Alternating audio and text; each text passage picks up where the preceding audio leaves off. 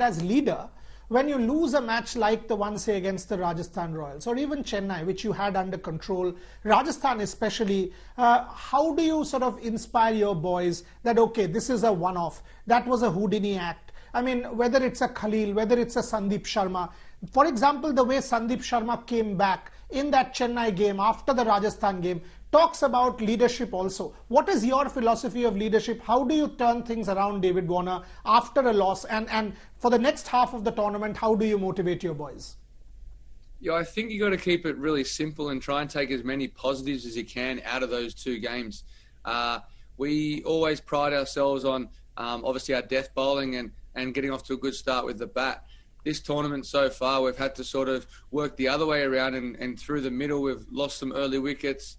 And then we've obviously let a couple of games slip with the ball. So they're little basic things. It's just execution. Probably the deliveries at the wrong times. Probably too many of the one delivery. And the bowlers know that. We had a good 15-minute individual chat with each of the bowlers the other day before the Chennai game. And we asked them, where would they bowl? What's the right lengths to bowl?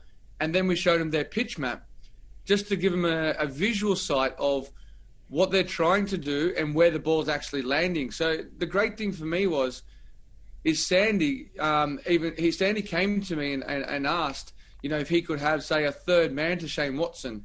And in this tournament, no people are really fielding a third man unless you're Jofra Archer. And I allowed him to do that with both him and Faf. And he just said to me to believe him and believe in his lengths. First ball, Faf, he nicked off. And I was like, well done. No, and then what he did, he brought third man up, set a different field for Ambiti Raidu. So the thing that there is that's showing leadership himself by coming to me and asking to have a little bit of leeway when he was out there. And I said, that's fine. You own your 24 deliveries.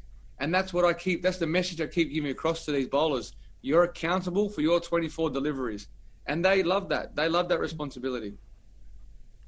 Brilliant captaincy. I mean, the fact that what you just told me, I can say that's, you are empowering your boys. You are giving them the confidence. This is the hallmark of a true leader. One thing might be an issue for your team is the lack of a power hitter. I mean, and we've discussed this, Kane Williamson, tremendous batsman and leader, but are you missing a power hitter? And what is the solution? Can Abdul Samad step into the fore? Can Abhishek Sharma do the job for you? What is your thought process for the rest of the tournament? Because that is one area you might need improvement. Yeah, right there, Boria. These are the questions that are going to be raised in the team meeting, I'm pretty sure, the team selection meeting. They're obviously going to be talking about that issue right there. The hardest thing about this franchise stuff is that IPO you can only play 4 overseas. It's very difficult with our lineup and what we have with our structure to try and fit someone else in. That is the ultimate question from last game, was whether or not play Nadeem or Abhishek.